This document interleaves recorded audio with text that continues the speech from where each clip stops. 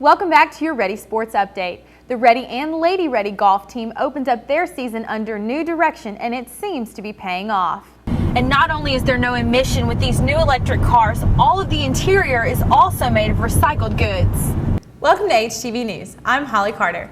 Henderson has just announced that the talent search organization on campus has been refunded for the next 5 years. And with homeschooling, learning is not confined to a classroom or a table. The numbers are officially in, and Henderson students are shattering records. Thanks, Kristen. When we come back, we'll show you what Tropical Storm Lee left behind. Stay tuned. Today, a new facility at the Office of Juvenile Justice Services campus officially opened its doors. The Multi-Agency Resource Center, or MARC, will be used to assess and aid troubled juveniles and their families. But for Director Dane Bolin, this morning's ribbon cutting was for more than just a building. It's really the ribbon cutting for a process, becoming more efficient. Processes that have already taken place took about 38 to 40 days. We can accomplish that process now within 2 hours.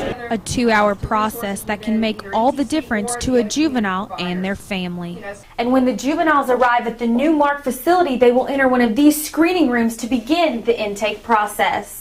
After the screening, juveniles and their families are offered services to meet their needs.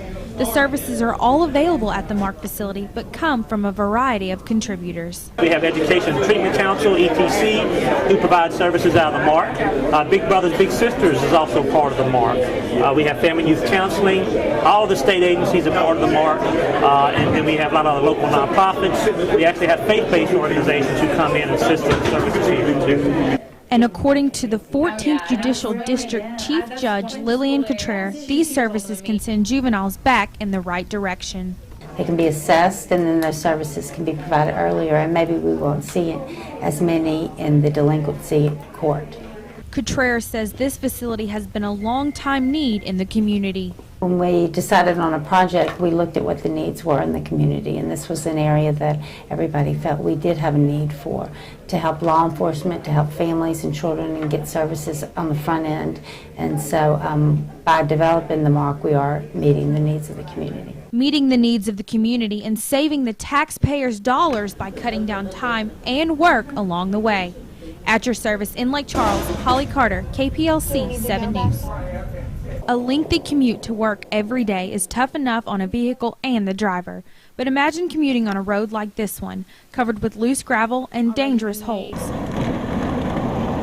Brian Dykes does just that, traveling down Longville Road every day.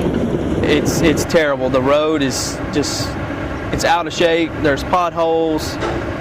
I mean, I don't see how more people don't tear their vehicles up or get in more wrecks than we've had recently. In the last week, 2 serious accidents occurred on one strip of the road.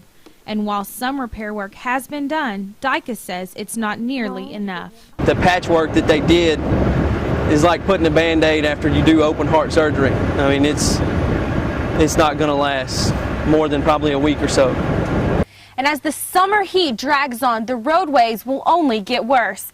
Take a look at this patch right here. I'm gently pressing into it with my fingertips, and the surface is moving.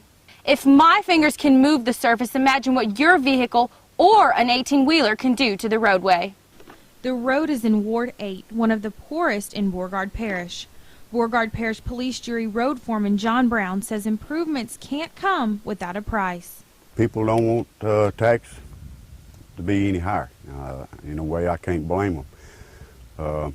But that's the only way we can get better roads. It takes $32,000 to repair 1 mile of a roadway. A steep price, but nothing compared to a possible life lost. At your service in Leesville, Holly Carter, KPLC 7 News.